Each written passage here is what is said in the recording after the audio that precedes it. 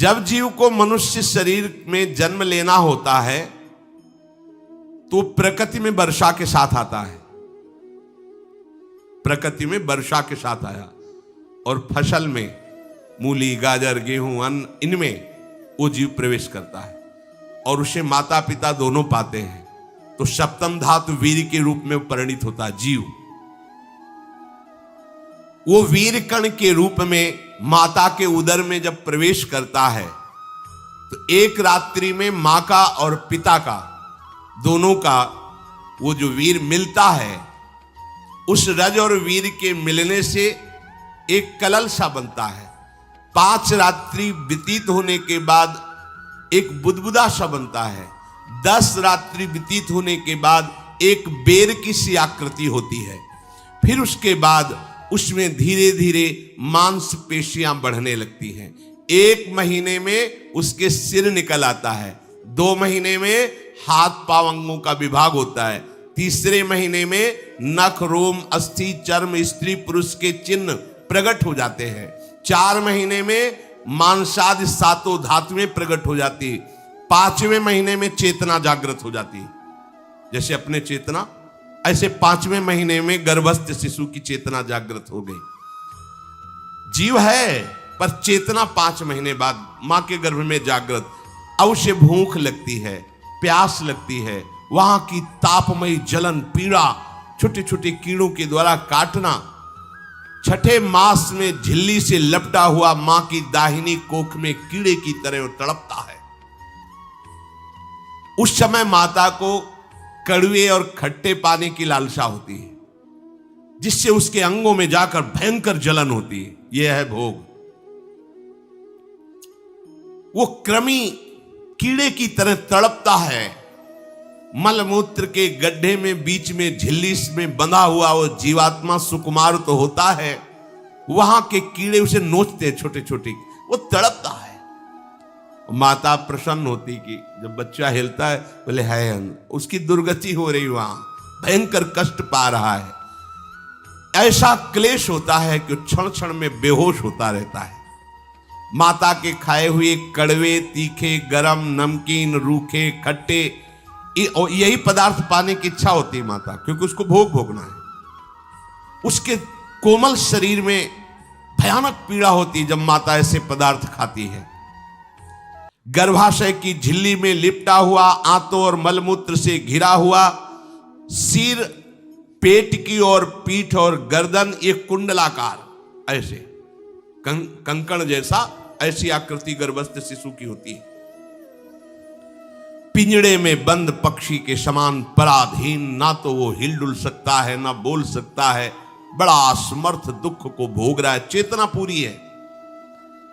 इसी समय भगवान द्रवित होकर उसे ज्ञान देते हैं, गर्भस्थ शिशु को, सबको। जे उसे ज्ञान होता है तो सैकड़ों जन्म के कुकर्मों से याद आते हैं, सैकड़ों जन्म के। ओहो, ये मेरे कर्म का ही फल है, मैंने ऐसे कर्म किए इसलिए दुख भोग रहा हूं। बेचैन हो जाता है, कैसे निपट पाऊंगा, सैकड़ों जन्म के कर्म जमा है। अब महान अशांति उसके हृदय में, उस शरीर में भयंकर पीड़ा। कुंडलाकार शरीर है, हिल भी नहीं सकता है, बस कीड़े काटते, बड़ी तड़पन, बड़ी जलन, भूख प्यास की जलन। अब एक और भयानक जलन हुई, उसे स्मरण हो जाता है कई जन्मों के, सैकड़ों जन्मों के पाप कर्मों का। 7वां महीना आरंभ हुआ कि ज्ञान का उन्मेष हो गया। अब प्रसूति वायु उसे चला रही है, तड़पता है वो। सप्त धातु में स्थूल शरीर से बंधा हुआ वो जीव भयभीत होकर के पुकारता है, अगर कोई भगवान है तो एक बार मुझे यहां से निकाल दे। वो विनय करता है भगवान से, कोई अगर भगवान है जिसने मुझे इस बंधन में डाला है, एक बार निकाल दे, यहां से जाके केवल भजन करूंगा। जीव कहता, जंतुरुवाच तस्योपशन्नमवितुम जगदिच्छयात् नाना तनोर्भुवि चलच्चरणारविंदम सोहम ब्रजामि शरणम रकुतो भयम में येने दृशी गतिरदर्श सतोनुरूपा। हे प्रभु, मैं बड़ा अधम हूं। ये ज्ञान भगवान की तरफ से गर्भस्थ शिशु को होता है। देखो, स्वयं वो इतना कष्ट पा रहा है, फिर जब आप गर्भ हत्या करते हैं तो आपका पाप कितना बड़ा होगा, सोचो। सब माताओं से विनय है, संयम से रहो, सावधान रहो। ये हत्या ऐसी नहीं कि तुम्हारे दान पुण्य से क्षमा हो जाएगी। ये जो भ्रूण हत्या है, गर्भ हत्या है, बहुत बड़ा पाप है। आप लोग अज्ञान के कारण इसको ध्यान नहीं देते, इसे खिलवाड़ समझते हो। कितना ज्ञान है। बेटी ही मां है, बेटी ही बहन है, बेटी ही पत्नी बनती है, बेटी ही किसी के जीवन को धारण करने वाली बनती है।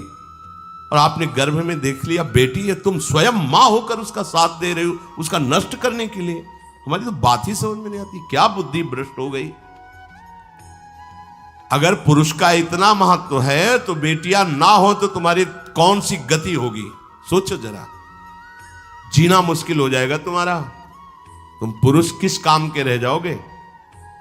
तुम्हारा अर्धांग काट दिया जाए तो तुम कैसे होगे। ये स्त्री स्वरूप अर्धांग है। जिस घर में मां बहन नहीं है, स्त्री स्वरूप नहीं, स्मशान जैसा वो होता है। ध्यान दीजिए, ये बहुत बड़ी गलती है जो अपनी बेटियों की हत्या करते हैं। ये वो पाप है जो अक्षम्य अपराध है। स्त्री हत्या करना शास्त्रों में बहुत बड़ा पाप कहा गया है। फिर वो तो बच्चा है, बिल्कुल नहीं। जिनसे हो गया है, श्रीमद् भागवत का सप्ताह मूल संस्कृत से सुनो और भगवान से प्रायश्चित प्रार्थना करो कि हे नाथ, भूल से गलती हो गई, दूसरा कोई उपाय नहीं। ध्यान से समझ लीजिए, तुम्हारे भ्रूण हत्या गर्भ हत्या के पाप को नष्ट करने में एकमात्र श्रीमद् भागवत समर्थ है, दूसरा कोई नहीं। कोई दान पुण्य तीर्थ स्नान तुम्हें क्षमा नहीं कर पाएगा। यह ऐसा महापाप है। अगर हृदय में जलन करके और मूल संस्कृत के द्वारा पूरी 7 दिन में भागवत श्रवण की जाए नियम से, तो भागवत समर्थ है, इस हत्या के पाप से भी आपको मुक्त कर देगी। जिनके ऐसे हत्या हो गई हो करवा लो, नहीं तो बुद्धि आगे भ्रष्ट करके तुम्हें हरि गुरु से विमुख कर देगा। ये पाप ऐसा नहीं कि तुम्हें 2-4 माला घुमाने से क्षमा हो जाएगा। ये महत अपराध है। सबकी समझ में नहीं आता, समझ जाओ, नहीं तो आप जहां भी हो वहीं से भ्रष्ट कर देगा। ये अपराध नष्ट नहीं होगा, श्रीमद् भागवत की कृपा से नष्ट हो जाएगा। ये हमें बहुत विश्वास है। श्रीमद् भागवत सप्ताह की यह है ही महामहिम। प्रेत योनि को प्राप्त धुंधकारी को सीधे भगवत पार्षद स्वरूप देकर परम पद में आरूढ़ कर दिया। केवल 7 दिन की मूल संस्कृत एक भी श्लोक नहीं छूटना चाहिए। अगर सप्ताहिकी का पारायण हो तो इस भ्रूण हत्या गर्भ हत्या से भी निवृत्ति मिल जाए। अब वो जीव भगवान को पुकारता है, मैं बड़ा नीच अधम हूं। आहा, भगवान आपने जो मुझे गति दिखाई है तो मेरे कर्म के अनुसार ही है, आपका इसमें कोई दोष नहीं। हम लोग जब कष्ट भोगते तो भगवान से कहते हैं हमने तुम्हारा क्या बिगाड़ा। भगवान ने नहीं बिगाड़ा, तू खुद देख क्या बिगाड़ लिया अपना। करो पापाचरण। अब देखो, हमने तो जीवन में कोई पाप नहीं किया और कितने गर्भ हत्या की है, कितनी खिलवाड़ समझे हो। ये बिल्कुल भयावह चीज है। आप लोगों को नहीं, हम बार बार इसीलिए कह रहे कि भयावह वस्तु है, तुम्हें बहुत ऊंचाई से घसीट के भ्रष्ट कर देगी। बहुत होश में हो, भूल के कभी ऐसा न करना जहां तक हमारी आवाज पहुंचे, जहां तक सुनाई दे। गर्भ हत्या मत करना, संयम से रहो। इस तरह का व्यवहार मत करो कि तुम्हारा मनुष्य जन्म ही व्यर्थ चला जाए। इसमें तीनों को बराबर दंड मिलेगा। गर्भ हत्या कराने वाला, गर्भ हत्या की प्रेरणा देने वाला और गर्भ हत्या में सहयोग देने वाला, जो औषधि डॉक्टर या जो भी, तीनों को दुर्गति होगी। माता पिता प्रेरक और कर्ता। ऐसा नहीं कि आप डॉक्टर हो तो आपको गर्भ हत्या करने का अधिकार नहीं। आप डॉक्टर हो दूसरे के शरीर को स्वस्थ करके निरोग करने के लिए, हत्या करने के लिए नहीं। कोई भी हमारा संविधान ऐसा आदेश नहीं करता कि आप गर्भ हत्या कर दो, ना भागवतिक और ना भारतीय संविधान। ऐसा संविधान आदेश नहीं करता। अब वो जीव कह रहा है कि प्रभु मेरे योग्य ही है, आपने जो मुझे दंड दिया है। मैंने सुना है कि आपकी शरण में जो आता है आप उसकी रक्षा कर लेते हैं। आपकी जो शरण में हो जाता है वो इस भूमि पर, भारत भूमि पर, विश्व पर निर्भय विचरण करता है, कोई उसे भय नहीं प्रदान कर सकता। प्रभु मैं इस माता के उदर में माया का रहस्य न जानने के कारण ऐसे कर्म किए कि मैं आ गया हूं, बहुत दुख पा रहा हूं। हे निर्विकार अखंड बोध स्वरूप परमात्मा, मैं बार बार नमस्कार करता हूं। प्रभु मेरे ऊपर कृपा कर दो, एक बार इस गर्भ से निकाल दो, मैं यहां से बाहर जाकर आपका निरंतर भजन करूंगा।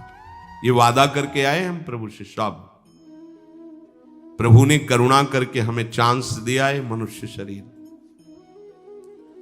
प्रभु मैं बहुत जन्मों से इस समय स्मृति आ रही देख रहा हूं, कर्मों में भटकता रहा आपसे विमुख होकर के। ये जो मुझे अभी ज्ञान हो रहा है केवल आपकी कृपा से तत्कालिक है, तत्कालिक। एक तत्कालिक वैराग्य होता है, जैसे कथा सुनियो मन में आया कि अब तो भजन ही करना है, ये तत्कालिक है, स्थायी नहीं है। इसे स्थायी बनाओ। प्रभु आप अंतर्यामी हो, आप सब कुछ जान रहे हो। तीनों तापों की शांति के लिए भक्तजन आपका भजन करते हैं। मैं देहधारी होकर जीव माता के उदर में मलमूत्र से रुधिर की झिल्ली में फंसा हुआ माता की जठराग्नि के ताप से जल रहा हूं। प्रभु एक एक क्षण में यहां विकल होकर केवल इंतजार कर रहा हूं कि किस समय मुझे यहां से निकाला जाएगा। दीन बंधु यहां से कब मैं निकलूंगा।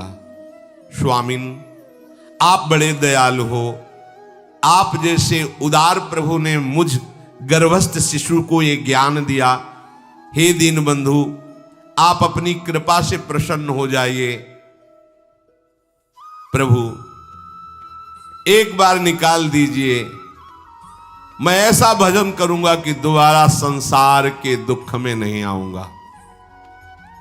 कपिल भगवान कहते हैं, हे माता, वो गर्भस्थ बालक शिशु भगवान से प्रार्थना करता है, भगवान का आदेश होता है, तत्काल प्रसव वायु धक्का मारती है। जे ही प्रसव वायु धक्का मारती तो उसको ऐसा भयंकर कष्ट होता है, जैसा पीछे लिखा है कि जैसे जिंदा किसी की चमड़ी उतारी जाए, ऐसा मां के गर्भ से निकलते समय उसे कष्ट होता है। वो अत्यंत कष्ट से व्याकुल होता है। उसी समय उसका वो ज्ञान नष्ट हो जाता है जो भगवान ने दिया था। उस समय उसकी श्वास की गति रुक जाती, जैसे किसी का गला दबा दिया जाए तो कैसा लगेगा। ऐसे ही पूरी की पूरी भागवती की स्मृति नष्ट हो गई। होश आया तब देखा कि वो बाहर पड़ा हुआ है, माता के उस मलमूत्र में सना हुआ बिष्ठे की कीड़े की तरह। गर्भवास में जो दिव्य ज्ञान प्रकट हुआ था भगवान की कृपा से वो सब नष्ट हो गया। भूमि परत भा ढाबर पानी, तिम जीवे माया लपटानी। चेतन आई तो रोने लगा। वो ज्ञान कहां गया, वो ज्ञानदाता कहां गया। वो कहता कहां कहां, बोले थाली बजाओ बच्चा हुआ है। और वो तो रो रहा है कि कहां, वो ज्ञान कहां गया जिसके बल से मैं कह रहा था कि बाहर निकाल दो, मैं आपका भजन करूंगा। सब खत्म ज्ञान। जो लोग उसका अभिप्राय नहीं समझते हैं, वो उत्सव मनाते हैं। बालक हुआ है, वो रो रहा है, वो कहां गया ज्ञान, कहां कहां कहां। छोटा बालक यही रोक कहता कहां। अभी जो ज्ञान उत्पन्न हुआ था, जो अभी भगवान का बोध हुआ था, वो कहां गया, कहां गया। घर परिवार के लोग उसका पालन पोषण करते रहते हैं, उसमें कोई निषेध करने की शक्ति नहीं हो रही। मच्छर काट रहा है, दुख हो रहा है, हटा नहीं सकता बालक। उस जीव को शिशु अवस्था में जब कपड़ों पे लिपेट कर ऐसे लिटाया जाता है तो इतना कोमल त्वचा होती कि कपड़े भी उसको, जैसे खुजलाहट है, पीड़ा है या जलन है, बिल्कुल कोमल त्वचा होती, कुछ नहीं कर सकता हो, पर रो सकता है। ना खुजलाने की, ना करवट बदलने की, ना उठने की कोई सामर्थ्य नहीं। बड़ा कष्ट पाता है बाल्यावस्था में, क्योंकि त्वचा बड़ी कोमल होती, दास मच्छर आदि जीव उसको काटते हैं। गर्भावस्था का कोई ज्ञान नहीं रहा, सिर्फ रोना ही रोना रह रहा। इस प्रकार उसकी बाल्यावस्था कटी, कौमार अवस्था आई, पौगंड अवस्था, इनमें वो खिलवाड़ में फंस गया। जैसे जैसे बड़ा होता जाता, चेतना, गुनगुना, ये कार, ये प्लास्टिक के ऐसे उनमें मगन है। देखो ना छोटे बच्चों को, अज्ञानवश इसकी ये अवस्था कट गई। बड़े भाग्यशाली ऐसे भी बच्चे हैं जो तुतला के बोलते, उनकी मैया कहती राधा बोलो, राधा। देखो ये सौभाग्य, प्रणाम है उन माताओं को जो अपने बच्चों को भगवान नाम बुलाती है कि आप बोलो, श्री हरिवंश बोलो, राधे राधे बोलो। धीरे धीरे उसकी युवावस्था पहुंची। इस समय उसके अंदर एक भूत सवार होता है। जवानी का भूत है, ये सबके सवार होता है। अगर मंत्र चल रहा है तो भूत नहीं चढ़ेगा, नाम चल रहा है तो भूत नहीं चढ़ेगा, नहीं तो भूत चढ़ जाता है। ये कुछ भी करवा सकता है भूत, भूत ही तो है ना। वैसे ही पंचभूत लिपट गए, ये ऊपर से जवानी का और भूत सवार हुआ तो जौवन ज्वर के ही नहीं बलकावा। जवानी में कोई भी ऐसा अपराध नहीं जो हो ना जाए। बड़ा भयानक इसमें स्वरूप होता है। इसमें केवल भोग, केवल भोग, एक ही दृष्टि रहती है, भोग भोगना। अज्ञानवश जब भोगों की प्राप्ति में बाधा पड़ती तो भयंकर वो क्रोध करता है, शोकाकुल होकर हिंसा कर बैठता है। जैसी घटनाएं सुनने को मिलती हैं, राक्षसी घटनाएं, ये भूत है जवानी का। जहां कामना में बाधा पहुंची, क्रोध, क्रोध में वो समझ नहीं पाता कि मेरे जैसा ही प्रिय शरीर उसका है जो मैं वर्ताव कर रहा हूं। सदेहेन मानेन वर्धमानेन मन्युना करोति विग्रहम कामी कामेष्वंताय चात्मनः। जैसे जैसे देह बढ़ता जाता है, पुष्ट होता जाता है, वैसे वैसे भोग वासना और अभिमान बढ़ता जाता है। वो काम परवश होकर अपना नाश करना शुरू कर देता है। यौवन, वो फिर खोटी बुद्धि वाला वैसे ही पाप करने लगता है जिन पापों के कारण उसकी दुर्गति हुई थी, नरक आदि की, और मां के गर्भ में आया था। देहाभिमानवश निरंतर मैं करूंगा, मैंने भोगा, मैं वो भोगूंगा। उसे ये ज्ञान नहीं रहता कि मैं वादा करके आया हूं कि भजन करूंगा और इस संसार से मुक्त हो जाऊंगा। भूल गया। इसी शरीर से उसको फिर भयंकर कष्ट भोगने पड़ेंगे। इसी का नाम संसार चक्र है। अगर कहीं उसे सत्संग मिल जाए, सन्मार्ग में चल दे, तो माया भेजती है दो प्रकार के लोग उनको भ्रष्ट करने के लिए। एक जिह्वा रसेंद्री को और एक उपस्थेंद्री जनेंद्री के भोगों का समागम भेजती है। फिर ही भोगो। ध्यान रखना, शास्त्र है, सत्य एक एक अक्षर है। जब किसी को सत्संग मिल जाता है तो सत्संग का प्रभाव होता है भगवत मार्ग में रुचि पैदा करना, प्रभु अच्छे लगना, प्रभु का नाम जप करना, सत्य मार्ग में चलना। जब तुम सतमार्ग में चलोगे तो दो प्रकार के लोग भेजे जाएंगे। बढ़िया हलवा, बढ़िया खीर, रबड़ी, लो प्रभु, पाव, आरोगो, रसेंद्री और फिर जनेंद्री। फ्री, कोई परेशानी नहीं, भोगिए आप। फिर वो ऐसे विषयी पुरुषों का संग करके वैसे ही पहले की तरह फिर पाप करने लगता है। बहुत होश में, बहुत होश में। इनको ऐसे लोगों का संग कराया जाता है जिससे सत्य, शौच, पवित्रता, दया, संयम, लज्जा, क्षमा, यश, मन इंद्री का संयम, ये सब सद्गुण नष्ट हो जाएं, ऐसे लोगों का संग कराया जाता है। ऐसे लोग बहुत हैं, वो आपको पैसा खर्चा करके वो आपको भोग दिलाएंगे, भोगो भैया, आप इनके लिए नहीं भगवत मार्ग में आए हो, आप प्रभु की प्राप्ति के लिए आए हो। बचो, सावधान हो। ये देखो शास्त्र कह रहा है, रसेंद्री और जनेंद्री दो की सुविधा देने वाले लोग मिल जाएंगे। अत्यंत शोचनीय, मूढ़, देहात्मदर्शी ऐसे असत पुरुषों का संग करके भ्रष्ट हो जाता है। अच्छा, वो आग लगा दिए, वो चल दिए, फिर नहीं देंगे। कुछ लोग ऐसे होते हैं कि 10 दिन अपने पैसे से आपको नशा करवाएंगे, फिर इसके बाद तुम्हें उनके पैरों में गिरना पड़ेगा, फिर मांगने से भी नहीं देंगे, पहले फिर ही देंगे। आदत बिगड़ गई। ऐसे लोग मिलेंगे, मुस्कुराएंगे, हंसेंगे, आपको गले लगाएंगे, आपको लगेगा जीवन का सार मिल गया, फिर इसके बाद जूते चलाएंगे, गली में नहीं देखने देंगे। अब तुम्हारी वृत्ति बिगड़ गई, तुम उधर ही ताको, होश में, होश में।